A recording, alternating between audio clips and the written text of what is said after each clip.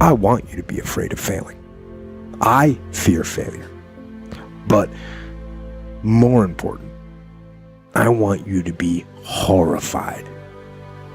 I want you to be terrified of sitting on your ass and doing nothing. That is what I want you to be afraid of waking up in 6 days or 6 weeks or 6 years or 60 years and being no closer to your goal. You've made no progress. That is the horror. That is the nightmare. That is what you need to be truly afraid of. There is so much power in failure because you learn so much from it. Right now, you had the ability to never have that debate inside your head. That's the debate you can never win. You can go back and forth, but there's no verdict. The jury's always going to be in a jury room. It's never going to come back saying, you did okay. What you will do is you will bury that deep inside. You won't tell anyone that you could have been this. You will be second best to your true potential. And you'll live your life fine. But then one of your friends is going to succeed in some endeavor. And you're going to hate him for it. Because his success is a spotlight shining down on your missed opportunity. Your energy is going to go to the negative, and everything is going to be negative because that's where your focus is. That's where your energy is flowing. Where your focus goes, your energy flows. You don't have to worry about the winds that will most certainly blow around you, the obstacles, the negativity that will stand in your way. You don't have to worry about what other people will say. You just have to keep your mind on your course. Those winds may blow fast and furious, but if you know your path, if you know where you are going, they will help push you toward the dreams and goals and treasures that you have already decided you're going after. You have no time to let fear, doubt, failure, quit, negative thoughts, or give up enter into your mental. See, you have massive potential. So from the moment you open your eyes in the morning, your mindset has to be win. This is a biggie question. Where are my thoughts taking me?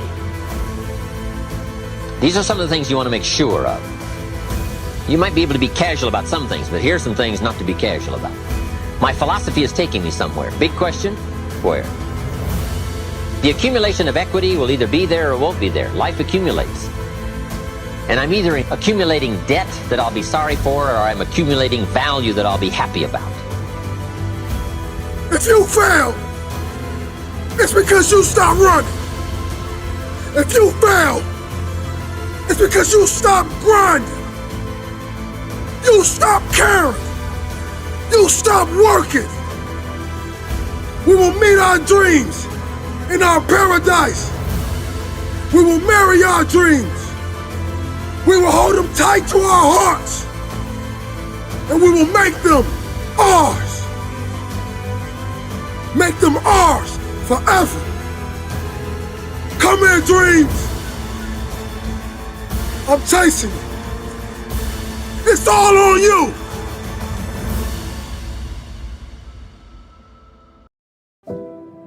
The discipline of handling failure. The importance of knowing that it is coming, that you will go through times of it, and you will have to learn in the midst of it that it is one of God's ways of maturing us to become the women and men He would have us be. The statement I begin with that I resisted years ago and now embrace: it is doubtful God can use anyone greatly until He has hurt him deeply. You fear failure. If there's something you really would have to list on your list of fears, failure would be near the top, if not there, at the top. Tragedy in life, lack of adequacy, unable to succeed, an inability to perform, to accomplish, to reach your goals. Truth be told, this fear sweeps across all who are highly driven. strong-hearted people. You can either live your dreams or live your fears. And I think the majority of people actually are not living their dreams, but are living their fears.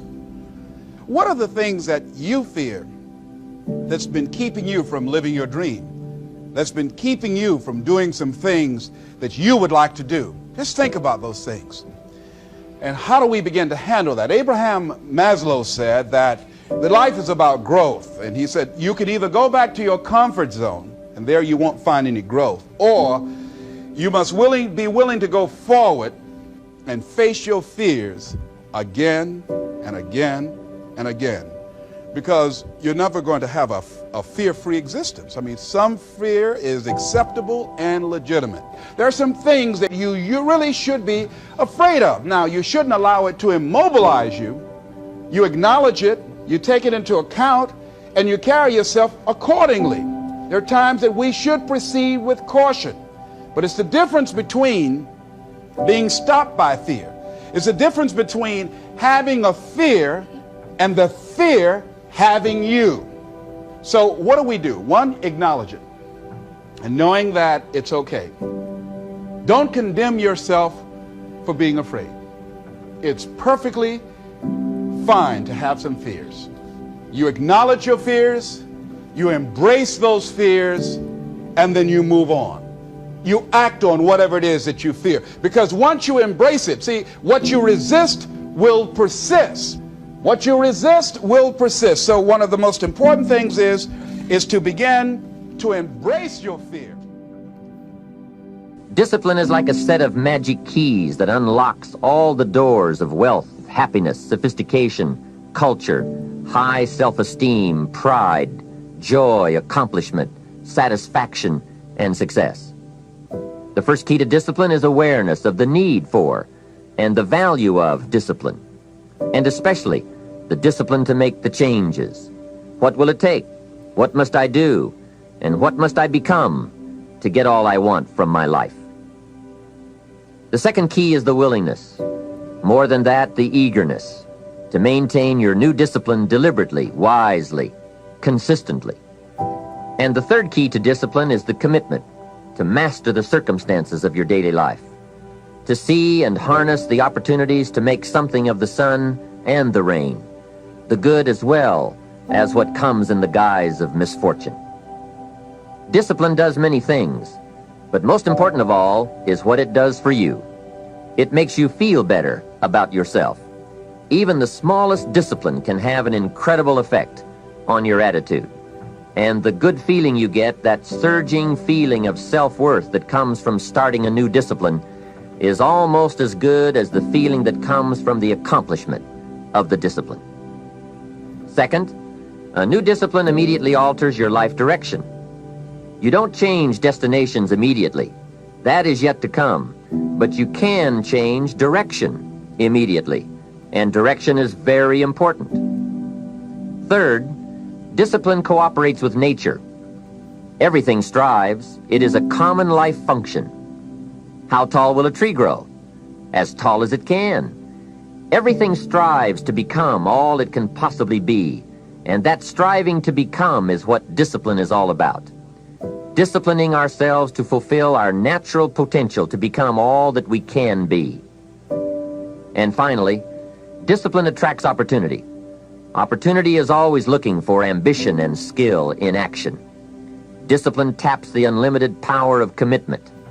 The human will in action, driven by inspiration, enticed by desire, tempered by reason, guided by intelligence, can bring you to that high and lofty place called the good life. Discipline, those unique steps of intelligent thought and activity that put a lid on temper and a faucet on courtesy, that develop positive and control negative, that encourage success and deter failure, that design lifestyle and control frustration, that enhance health and curb sickness, that promote happiness and manage sadness. Discipline, the start and the continuing process that brings all good things. And remember, anyone can start the process. It's not if I could, I would. It's if I would, I could. If I will, I can. So start the new process. You can begin a new habit no matter how small it is. Small isn't important. Whether or not you start and whether or not you continue are all that is important.